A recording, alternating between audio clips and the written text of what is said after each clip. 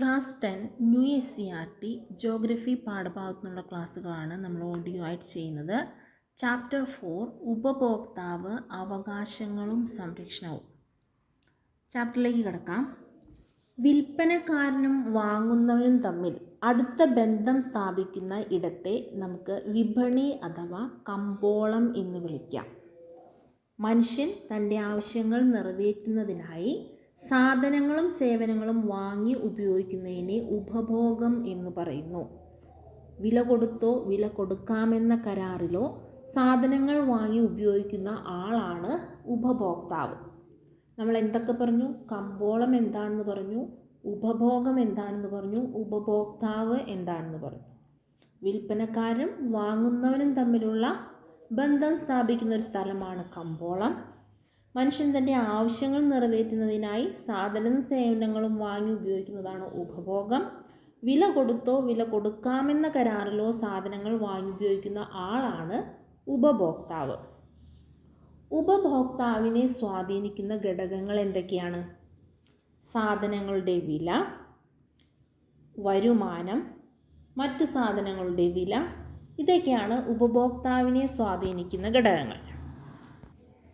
സാധനങ്ങളും സേവനങ്ങളും ഉപയോഗിക്കുന്നതിലൂടെ ഉപഭോക്താവിന് സംതൃപ്തി ലഭിക്കുന്നു. ഉപഭോക്താവിൻ്റെ സംതൃപ്തിയാണ് എല്ലാ സാമ്പത്തിക പ്രവർത്തനങ്ങളുടെയും പ്രധാന ലക്ഷ്യം. സംതൃപ്തി എന്നത് വ്യക്തിഗതവും ഓരോരുത്തരുടെയും മാനസികാവസ്ഥയെ ആശ്രയിച്ചിരിക്കുന്നതിനാലും ഇത് ഗണിതപരമായി അളക്കുക പ്രയാസമാണ്. അപ്പോൾ നമ്മളുടെ സംതൃപ്തി നമുക്ക് അളക്കുക എന്നുള്ളത് പ്രയാസമുള്ള കാര്യമാണ്. സംതൃപ്തിയെ ആദ്യമായി അളക്കാനുള്ള ശ്രമം നടത്തിയത് ആൽഫ്രഡ് മാർഷൽ എന്ന സാമ്പത്തിക ശാസ്ത്രജ്ഞനാണ്. അപ്പോൾ സംതൃപ്തിയെ അളക്കാനുള്ള ശ്രമം നടത്തിയത് ആരാണ്? Alfred marshal. ആദ്യമായി സംതൃപ്തിയെ അളക്കാനുള്ള ശ്രമം നടത്തിയത് ആൽഫ്രഡ് മാർഷൽ എന്ന സാമ്പത്തിക ശാസ്ത്രജ്ഞനാണ്. ഉപഭോഗം വഴി ലഭിക്കുന്ന സംതൃപ്തിയെ സാധന സേവനങ്ങളുടെ ഉപയുക്തതയായി കണക്കാക്കാം. എന്താണ് ഉപയുക്തത അഥവാ യൂട്ടിലിറ്റി? ഒരു വസ്തു ഉപഭോഗം ചെയ്യുമ്പോൾ അതിൽ നിന്നും ലഭിക്കുന്ന സംതൃപ്തിയെ ഉപയുക്തത എന്ന് പറയുന്നു. അപ്പോൾ ഒരു വസ്തു നമ്മൾ ഉപയോഗിക്കുമ്പോൾ അതിൽ നിന്ന് നമുക്ക് കിട്ടുന്ന സംതൃപ്തിയാണ് ഉപയുക്തത. ഈ ഉപയുക്തതയെ നമുക്ക് യൂട്ടിൽസ് എന്ന യൂണിറ്റ് ഉപയോഗിച്ച് അളക്കാം.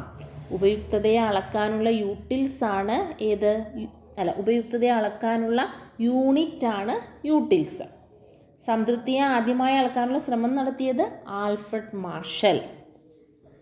സാധന സേവനങ്ങളുടെ ഉപഭോഗത്തിലൂടെ ഉപഭോക്താവിന് ലഭിക്കുന്ന സംതൃപ്തിയെ എണ്ണൽ സംഖ്യ ഉപയോഗിച്ച് തിട്ടപ്പെടുത്താൻ കഴിയുമെന്ന് കാർഡിനൽ ഉപയുക്തതാവാദത്തിൽ പറയുന്നു. Cardinal utility theory. അപ്പോൾ കാർഡിനൽ യൂട്ടിലിറ്റി തിയറിയിലാണ് ഉപയുക്തതയെ നമുക്ക് അളക്കാൻ പറ്റും, അതായത് എണ്ണൽ സംഖ്യ ഉപയോഗിച്ച് അളക്കാൻ പറ്റും എന്ന് പറയുന്നത്. നിശ്ചിത വസ്തു നിശ്ചിത സമയത്ത് തുടർച്ചയായ ഉപഭോഗം നടത്തുമ്പോൾ ഉപയുക്തതയിൽ വരുന്ന മാറ്റം അറിയണമെങ്കിൽ ഉപയുക്തതയുടെ അളവുകളെ പറ്റി അറിയേണ്ടതുണ്ട്. അപ്പോൾ ഉപയുക്തതയുടെ അളവുകൾ ഏതൊക്കെയാണെന്ന് നോക്കാം. അപ്പോൾ നമുക്ക് ഉപയുക്തതയിലുണ്ടാകുന്ന മാറ്റം അറിയണമെങ്കിൽ ഉപയുക്തതയുടെ അളവുകളെ പറ്റി അറിയാം. അപ്പോൾ ഉപയുക്തതയുടെ അളവുകളാണ് മൊത്തം ഉപയുക്തത അഥവാ ടോട്ടൽ യൂട്ടിലിറ്റി, സീമാന്ത ഉപയുക്തത അഥവാ മാർജിനൽ യൂട്ടിലിറ്റി. എന്താണ് മൊത്തം ഉപയുക്തത? ഒരു വസ്തുവിൻ്റെ പല യൂണിറ്റുകൾ തുടർച്ചയായി ഉപയോഗിക്കുമ്പോൾ അതിൽ നിന്ന് ഓരോ യൂണിറ്റിൽ നിന്നും ഒരു വ്യക്തിക്ക് ലഭിക്കുന്ന ഉപയുക്തതയുടെ ആകെ തുകയാണ് മൊത്തം ഉപയുക്തത. എന്താണ് മൊത്തം ഉപയുക്തത? ഒരു വസ്തുവിൻ്റെ പല യൂണിറ്റുകൾ തുടർച്ചയായി ഉപയോഗിക്കുമ്പോൾ അതിലെ ഓരോ യൂണിറ്റിൽ നിന്നും ഒരു വ്യക്തിക്ക് ലഭിക്കുന്ന ഉപയുക്തതയുടെ ആകെ തുകയാണ് മൊത്തം ഉപയുക്തത. അടുത്തത് മാർജിനൽ യൂട്ടിലിറ്റി അഥവാ സീമാന്ത ഉപയുക്തത. എന്താണ് സീമാന്ത ഉപയുക്തത? ഒരു വസ്തുവിൻ്റെ ഒരു അധിക യൂണിറ്റ് ഉപഭോഗം ചെയ്യുമ്പോൾ മൊത്തം ഉപയുക്തതയിൽ ഉണ്ടാകുന്ന മാറ്റത്തെയാണ് സീമാന്ത ഉപയുക്തത എന്ന് പറയുന്നത്. ഒരു വസ്തുവിൻ്റെ ഒരു അധിക യൂണിറ്റ് ഒരു അധിക യൂണിറ്റ് നമ്മൾ ഉപഭോഗം ചെയ്യുമ്പോൾ മൊത്തം ഉപയുക്തതയിൽ ഉണ്ടാകുന്ന മാറ്റത്തെയാണ് സീമാന്ത ഉപയുക്തത എന്ന് പറയുന്നത്. അപചയ സീമാന്ത ഉപയുക്തത നിയമം അഥവാ law of diminishing marginal utility അതെന്താണെന്ന് നോക്കാം. Law of diminishing marginal utility, അപചയ സീമാന്ത ഉപയുക്തത നിയമം. മറ്റു വസ്തുക്കളുടെ ഉപഭോഗത്തിൽ മാറ്റമില്ലാതെ ഒരു സാധനത്തിൻ്റെ കൂടുതൽ യൂണിറ്റുകൾ തുടർച്ചയായി ഉപഭോഗം ചെയ്യുമ്പോൾ അതിൽ നിന്നും ലഭിക്കുന്ന സീമാന്തത ഉപയുക്തത കുറഞ്ഞു വരുന്നു. അതായത് നമ്മളൊരു പ്രോഡക്റ്റ് ഉപയോഗിച്ചുകൊണ്ടേയിരിക്കുമ്പോൾ, അതായത് അത് കൂടുതലായിട്ട് ഉപയോഗിച്ചുകൊണ്ടിരിക്കുമ്പോൾ അതിൽ നിന്നല്ല നമുക്ക് കിട്ടുന്ന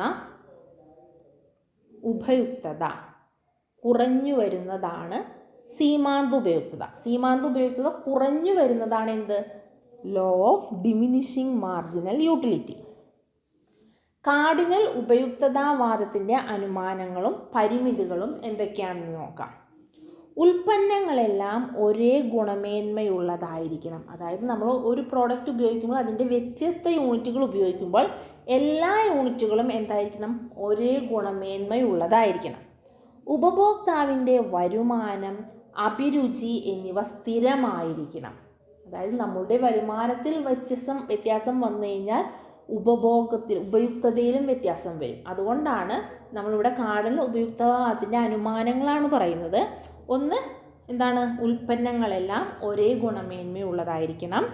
2, ഉപഭോക്താവിൻ്റെ വരുമാനവും അഭിരുചിയും എന്നിവ സ്ഥിരമായിരിക്കണം എന്നീ അനുമാനങ്ങളുടെ അടിസ്ഥാനത്തിലാണ് അപചയ സീമാന്ത ഉപയുക്തതാ നിയമം പ്രസ്താവിച്ചിട്ടുള്ളത്. ഏതൊക്കെയാണ് അതിൻ്റെ അനുമാനങ്ങളാണ്? ഉൽപ്പന്നങ്ങളെല്ലാം ഒരേ ഗുണമുള്ളതായിരിക്കണം, ഉപഭോക്താവിൻ്റെ വരുമാനവും അഭിരുചിയും സ്ഥിരമായി നിലനിൽക്കണം, ഉപഭോഗം തുടർച്ചയായുള്ളതായിരിക്കണം, മറ്റ് സാധനങ്ങളുടെ ഉപഭോഗം നിജപ്പെടുത്തിയിരിക്കണം, യൂണിറ്റുകൾ നിശ്ചിത അളവിലും ഗുണത്തിലുമുള്ളവയായിരിക്കും എന്നിവ അപചയ സീമാന്ത ഉപയുക്തതാ നിയമത്തിൻ്റെ ചില പരിമിതികളാണ്. അപ്പോൾ ലോ ഓഫ് ഡിമിനിഷിംഗ് മാർജിനൽ യൂട്ടിലിറ്റിക്ക് ചില പരിമിതികൾ, ലിമിറ്റേഷൻസ് ഉണ്ട്. അതെന്തൊക്കെയാണ്? ഉപഭോഗം തുടർച്ചയായുള്ളതായിരിക്കണം. അതായത് നമ്മളൊരു പ്രോഡക്റ്റ് കുറച്ച് ഉപയോഗിച്ച് മാറ്റിവെച്ച് പിന്നീട് ഉപയോഗിക്കുമ്പോൾ അതിൻ്റെ അളവ് കറക്റ്റ് ആവണമെന്നില്ല, അല്ലെങ്കിൽ അതിൻ്റെ ഉപയുക്തത നമുക്ക് അളക്കാൻ പറ്റില്ല. അപ്പോൾ എന്തായിരിക്കണം? ഉപഭോഗം തുടർച്ചയുള്ളതായിരിക്കണം, മറ്റ് സാധനങ്ങളുടെ ഉപഭോഗം നിജപ്പെടുത്തിയിരിക്കണം, യൂണിറ്റുകൾ നിശ്ചിത അളവിലും ഗുണത്തിലും ഉള്ളതായിരിക്കണം. ഇവയാണ് അതിൻ്റെ ലിമിറ്റേഷൻസ്.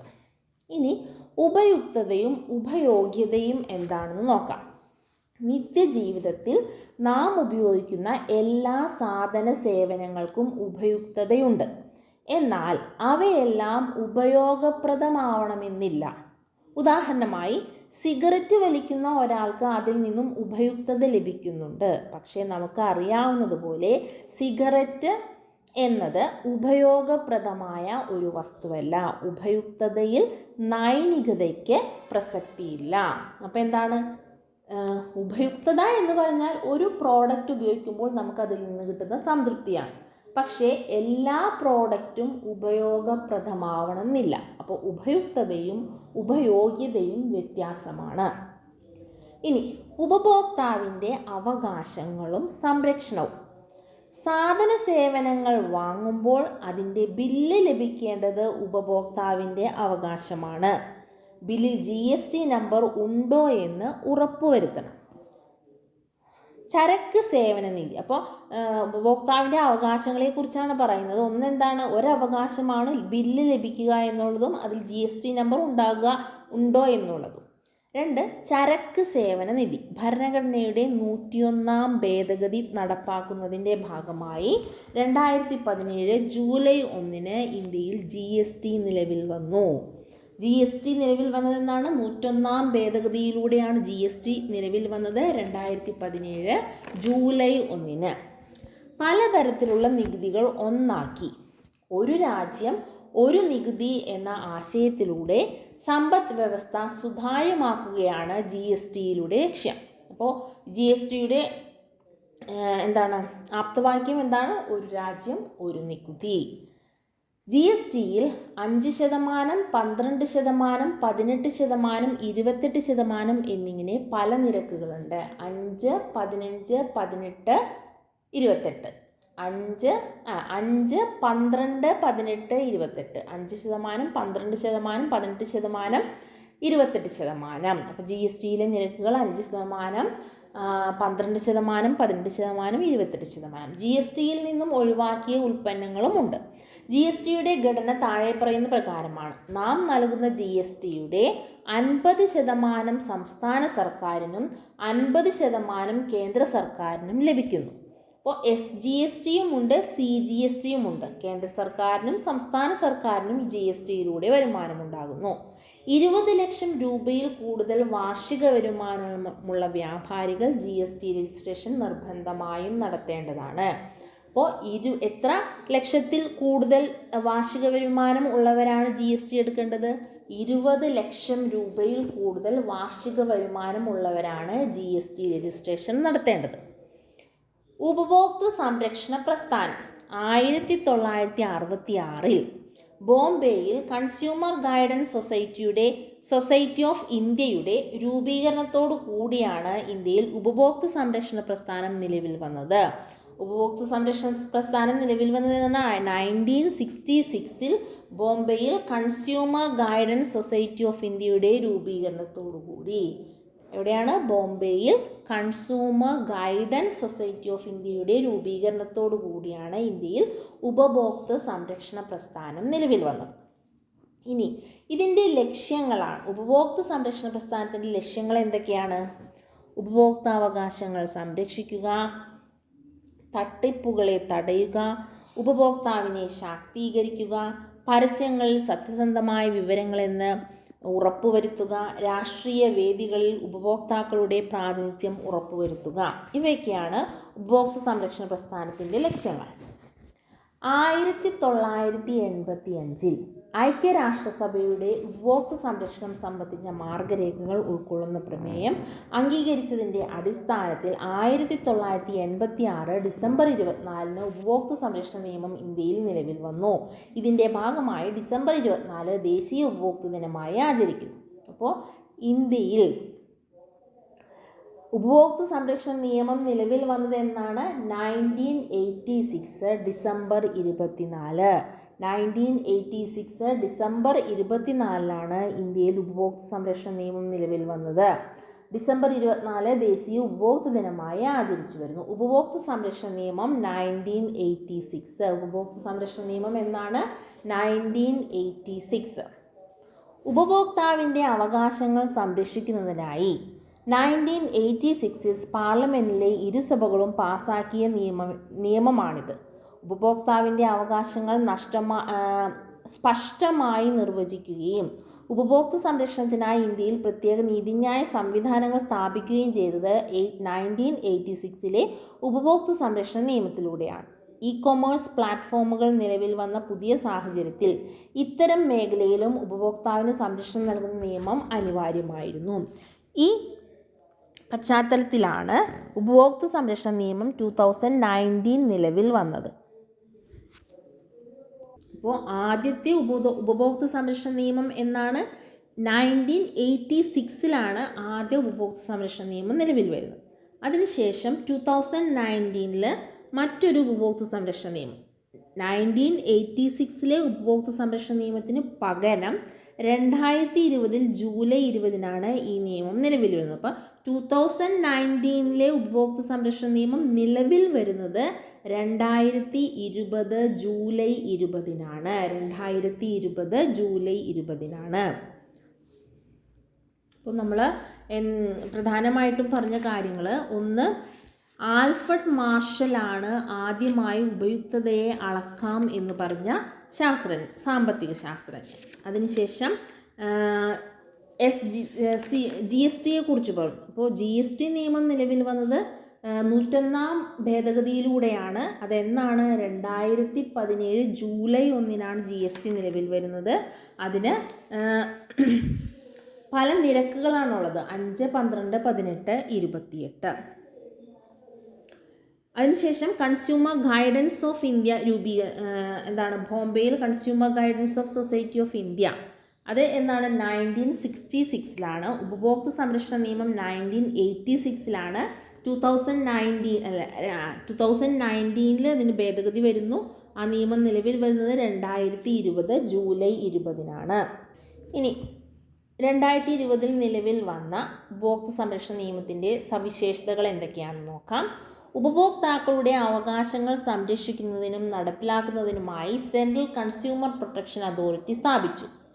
ഇ-കൊമേഴ്സ് പ്ലാറ്റ്ഫോമുകൾ നടത്തുന്ന അന്യായമായ വ്യാപാരം തടയുന്നതിനുള്ള നിയമങ്ങൾ. ഉപഭോക്തൃ തർക്ക പരിഹാര പ്രക്രിയ ലളിതമാക്കുന്നു. മായം കലർന്ന വ്യാജ വസ്തുക്കളുടെ നിർമ്മാണമോ വിൽപ്പനയോ നടത്തുന്നവരെ ശിക്ഷിക്കാൻ ഈ നിയമം വ്യവസ്ഥ ചെയ്യുന്നു. തെറ്റിദ്ധരിപ്പിക്കുന്ന പരസ്യങ്ങൾ പ്രചരിപ്പിക്കുന്നതിനെ തടയുന്നു. ഉപഭോക്തൃ വിദ്യാഭ്യാസം ലഭിക്കാനുള്ള അവകാശം ഉറപ്പുവരുത്തുന്നു. ഇവയൊക്കെയാണ് ഈ നിയമത്തിലെ സവിശേഷതകൾ.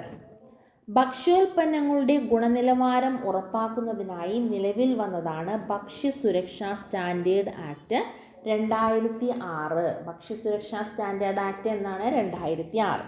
ഉപഭോക്താവിൻ്റെ അവകാശങ്ങൾ സംരക്ഷിക്കുന്നതിനുള്ള ഈ നിയമങ്ങൾ ഉറപ്പു നൽകുന്ന ഉപഭോക്താവിൻ്റെ അവകാശങ്ങൾ എന്തൊക്കെയെന്ന് നോക്കാം. എന്തൊക്കെയാണ് ഈ നിയമങ്ങൾ ഉറപ്പു നൽകുന്നത്? സുരക്ഷിതത്വത്തിനുള്ള അവകാശം, തിരഞ്ഞെടുക്കാനുള്ള അവകാശം, അറിയാനുള്ള അവകാശം, പരിഹാരം തേടാനുള്ള അവകാശം, ഉപഭോക്തൃ വിദ്യാഭ്യാസത്തിനുള്ള അവകാശം, ഇവയെല്ലാം ഈ നിയമങ്ങൾ ഉറപ്പു നൽകുന്നു. ഇനി ഉപഭോക്തൃ കോടതികളെക്കുറിച്ച് നോക്കാം. ഉപഭോക്തൃ കോടതികളുടെ ചരിത്രം ആരംഭിക്കുന്നത് 1986 ഇന്ത്യയിൽ ഉപഭോക്തൃ സംരക്ഷണ നിയമം നിലവിൽ വന്നതോടുകൂടിയാണ്. ഉപഭോക്തൃ കോടതികളെ 3 തലത്തിൽ വിന്യസിച്ചിരിക്കുന്നു. ഏതൊക്കെയാണ്? ദേശീയ ഉപഭോക്തൃ തർക്ക പരിഹാര കമ്മീഷൻ. ദേശീയ ഉപഭോക്തൃ തർക്ക പരിഹാര കമ്മീഷൻ 10 കോടി രൂപയിൽ മുകളിൽ നഷ്ടപരിഹാരം വരുന്ന കേസുകളാണ് കൈകാര്യം ചെയ്യുന്നത്. ദേശീയ ഉപഭോക്തൃ തർക്ക പരിഹാര കമ്മീഷൻ കൈകാര്യം ചെയ്യുന്നത് 10 കോടി രൂപയ്ക്ക് മുകളിൽ നഷ്ടപരിഹാരം വരുന്ന കേസുകളാണ്. ഇനി സംസ്ഥാന ഉപഭോക്തൃ തർക്ക പരിഹാര കമ്മീഷൻ 1 കോടി രൂപ മുതൽ 10 കോടി രൂപ വരെയാണ്. 1 കോടി മുതൽ 10 കോടി രൂപ. 10 കോടിക്ക് മുകളിലാണ് ദേശീയ ഉപഭോക്തൃ തർക്ക പരിഹാര കമ്മീഷനിൽ. 1 കോടി മുതൽ 10 കോടി വരെയാണ് സംസ്ഥാന ഉപഭോക്തൃ തർക്ക പരിഹാര കമ്മീഷൻ കൈകാര്യം ചെയ്യുന്നത്. ജില്ലാ ഉപഭോക്തൃ തർക്ക പരിഹാര കമ്മീഷൻ 1 കോടി രൂപ വരെയുള്ള നഷ്ടപരിഹാരം വരുന്ന കേസുകൾ. അപ്പോൾ കേന്ദ്രത്തിൽ 10 കോടിക്ക് മുകളിലും സംസ്ഥാനങ്ങളിൽ 1 കോടി മുതൽ 10 കോടി വരെയും ജില്ലാ ആസ്ഥാനത്ത് എങ്ങനെയാണ് 1 കോടി രൂപ വരെയുള്ള നഷ്ടപരിഹാര കേസുകളാണ് കൈകാര്യം ചെയ്യുന്നത്. ഇന്ത്യയിൽ ആകമാനം 600-ലധികം ജില്ലാ ഫോറങ്ങളും 35 സംസ്ഥാന കമ്മീഷനുകളും നിലവിലുണ്ട്. ഇതിനെല്ലാം മുകളിലായി national consumer disputes tribunal commission എന്ന അപ്പെക്സ് ബോഡിയുമുണ്ട്. ഉപഭോക്തൃ സംരക്ഷണ നിയമപ്രകാരം ഉപഭോക്തൃ കോടതികൾക്ക് പുറമെ ത്രിതല ഉപദേശ സമിതികളും നിലവിലുണ്ട്. ജില്ലാ ഉപഭോക്തൃ സംരക്ഷണ കൗൺസിൽ, സംസ്ഥാന ഉപഭോക്തൃ സംരക്ഷണ കൗൺസിൽ, ദേശീയ ഉപഭോക്തൃ സംരക്ഷണ കൗൺസിൽ. വിവിധതരം കബളിപ്പിക്കലുകളും അവ പരിഹരിക്കാനായി സമീപിക്കാവുന്ന സ്ഥാപനങ്ങളും മാർഗങ്ങളും ഏതൊക്കെയാണെന്ന് നോക്കാം. 1. വിദ്യാഭ്യാസ സ്ഥാപനവുമായി ബന്ധപ്പെട്ട തട്ടിപ്പുകൾ. UGC, AICTE, സ്റ്റേറ്റ് ബോർഡ് എന്നിവയുമായി ബന്ധപ്പെടുക, ഉപഭോക്തൃ ഫോറത്തെ സമീപിക്കുക, പോലീസിൽ പരാതി നൽകുക, വിദ്യാഭ്യാസ മന്ത്രാലയവുമായി ബന്ധപ്പെടുക. അപ്പോൾ വിദ്യാഭ്യാസ സ്ഥാപനവുമായ തട്ടിപ്പുകൾക്ക് നമ്മൾ എങ്ങനെയൊക്കെയാണ് കൈകാര്യം ചെയ്യുന്നത്?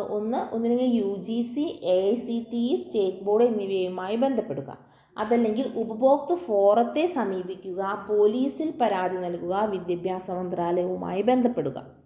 അടുത്തത് ആരോഗ്യരംഗത്തെ കബളിപ്പിക്കലുകളാണ്.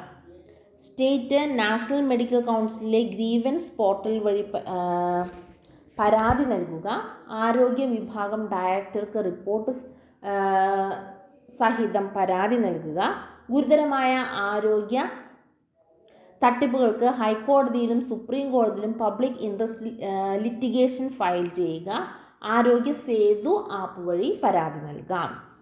3-ാമത്തേതാണ് വിദേശത്ത് ജോലി വാഗ്ദാനം ചെയ്ത് നടത്തുന്ന പറ്റിക്കലുകൾ. പ്രൊട്ടക്ടറേറ്റ് ഓഫ് എമിഗ്രൻസ് വഴി പരാതിപ്പെടാം. IPC സെക്ഷൻ 420 പ്രകാരം കേസ് ഫയൽ ചെയ്യാം. അപ്പോൾ വിദേശത്ത് ജോലി വാഗ്ദാനം ചെയ്ത് പറ്റിക്കൽപ്പെട്ടാൽ നമുക്ക് കേസ് ഫയൽ ചെയ്യാനുള്ള സെക്ഷൻ ഏതാണ്? IPC 420. വിദേശത്തെത്തിയ ശേഷമാണ് പറ്റിക്കപ്പെട്ടതെങ്കിൽ ഇന്ത്യൻ എംബസി, ഹൈക്കമ്മീഷൻ എന്നിവയിൽ പരാതി നൽകാം. പ്രവാസി ഭാരതീയ സഹായ കേന്ദ്രവുമായി ബന്ധപ്പെടാം. അടുത്തത് ഓൺലൈൻ തട്ടിപ്പുകളാണ്. സൈബർ ക്രൈം സെല്ലിൽ പരാതിപ്പെടുക, CERTIN എന്ന പോർട്ടലിൽ റിപ്പോർട്ട് ചെയ്യുക, ദേശീയ ഉപഭോക്തൃ ഹെൽപ്പ് ലൈൻ വഴി info@CERTIN എന്ന അഡ്രസ്സിലോ പരാതി സമർപ്പിക്കുക. അടുത്തത് ബാങ്കിംഗ് രംഗത്തെ കബളിപ്പിക്കലുകൾ. ബാങ്ക് ഗ്രീവൻസ് ഡ്രൈസൽ മെക്കാനിസത്തെ സമീപിക്കുക. 30 ദിവസത്തിനുള്ളിൽ ബാങ്ക് മറുപടി തരാത്ത പക്ഷം RBI ഓംബുഡ്സ്മാനെ സമീപിക്കുക. ബാങ്കിംഗ് ഓംബുഡ്സ്മാൻ ടോൾ ഫ്രീ നമ്പറാണ് 14448. ഇനി ചില ഗുണമേന്മ ചിഹ്നങ്ങൾ ഏതൊക്കെയാണെന്ന് നോക്കാം. ISI mark, bureau of Indian standard ഉൽപ്പന്നങ്ങളുടെ നിശ്ചിത ഗുണനിലവാരം ഉറപ്പാക്കുന്നതിന് ISI മുദ്ര നൽകുന്നു. വൈദ്യുത ഉപകരണങ്ങൾ, cement, paper, paint, gas cylinder തുടങ്ങിയ വ്യാവസായിക ഉൽപ്പന്നങ്ങളിൽ ഈ ചിഹ്നം കാണാം. അപ്പോൾ ISI മുദ്ര എന്തിലൊക്കെയാണ് കാണുന്നത്? വൈദ്യുത ഉപകരണങ്ങളിൽ കാണാം, cement, paper, paint, gas cylinder തുടങ്ങിയ വ്യാവസായിക ഉൽപ്പന്നങ്ങളിൽ ഈ ചിഹ്നം കാണാം, ISI മുദ്ര. അടുത്തത് അക്മാർക്ക്, കാർഷിക വന ഉൽപ്പന്നങ്ങളുടെ ഗുണമേന്മ ഉറപ്പാക്കുന്നതിനാണ് അക്മാർക്ക് ഉപയോഗിക്കുന്നത്. കാർഷിക വന ഉൽപ്പന്നങ്ങളുടെ ഗുണമേന്മ ഉറപ്പാക്കുന്നതിന്. ഫസായ്, ഭക്ഷ്യസുരക്ഷ ഉറപ്പാക്കുന്നു. FSSAI, ഫസായ് ഭക്ഷ്യസുരക്ഷ ഉറപ്പാക്കുന്നു. അപ്പോൾ അക്മാർക്ക് എന്തിനാണ്? കാർഷിക വന ഉൽപ്പന്നങ്ങളുടെ ഗുണമേന്മ ഉറപ്പാക്കുന്നതിനാണ് അക്മാർക്ക്. അടുത്തത് ഉപഭോക്താക്കൾക്ക് തങ്ങളുടെ അവകാശങ്ങൾ, ഉത്തരവാദിത്തങ്ങൾ, ഉൽപ്പന്നങ്ങളുടെയും സേവനങ്ങളുടെയും തിരഞ്ഞെടുപ്പ്, വിപണിയിലെ വ്യത്യാസങ്ങൾ, ഉപഭോക്തൃ നിയമങ്ങൾ എന്നിവയെക്കുറിച്ച് അറിവ് നൽകുന്നതാണ് ഉപഭോക്തൃ വിദ്യാഭ്യാസം. ഇനി ഉപഭോക്തൃ വിദ്യാഭ്യാസത്തിൻ്റെ ലക്ഷ്യങ്ങൾ എന്തൊക്കെയാണെന്ന് നോക്കാം. ഉപഭോക്താവിൻ്റെ അവകാശങ്ങൾ സംരക്ഷിക്കുക, ഉപഭോക്തൃ ഉത്തരവാദിത്തങ്ങൾ ബോധ്യപ്പെടുത്തുക, വ്യാപാരത്തിൽ പ്രത്യേകിച്ച് ഓൺലൈൻ വ്യാപാരത്തിൽ സുരക്ഷ ഉറപ്പാക്കുക, വിപണിയിലെ ധാർമ്മികതയും ചട്ടങ്ങളും തിരിച്ചറിയുക, ഉപഭോക്തൃ സംരക്ഷണ നിയമത്തെക്കുറിച്ച് ബോധവൽക്കരണം നടത്തുക, ആരോഗ്യ സുരക്ഷ ഉറപ്പാക്കുക, ഉപഭോക്തൃ നീതി പ്രോത്സാഹിപ്പിക്കുക. അടുത്തത് national consumer help line number. National consumer help line നമ്പറാണ് 1800-11-4000. സംസ്ഥാന കൺസ്യൂമർ ഹെൽപ്പ് ലൈനിൽ പരാതി രജിസ്റ്റർ ചെയ്യുന്നതിന് കൺസ്യൂമർ അഫയേഴ്സ് കേരള ഗവൺമെൻറ് എന്ന വെബ്സൈറ്റ് സന്ദർശിക്കാം. പരാതി നൽകാനായി 1800, 425, 1550, 1967, 1915 എന്നീ ടോൾ ഫ്രീ നമ്പറുകൾ ഉപയോഗിക്കാം. ഇത്രയുമാണ് ഈ ചാപ്റ്ററിൽ പഠിക്കാനുള്ളത്. അപ്പോൾ നന്നായി കേട്ട് മനസ്സിലാക്കുക. ആവർത്തിച്ച് കേൾക്കുമ്പോഴാണ് നമുക്ക് കൂടുതലായിട്ട് മനസ്സിലാകുന്നത്. നെക്സ്റ്റ് ക്ലാസ്സിൽ ചാപ്റ്റർ 5 പണവും സമ്പദ് വ്യവസ്ഥയും നോക്കാം.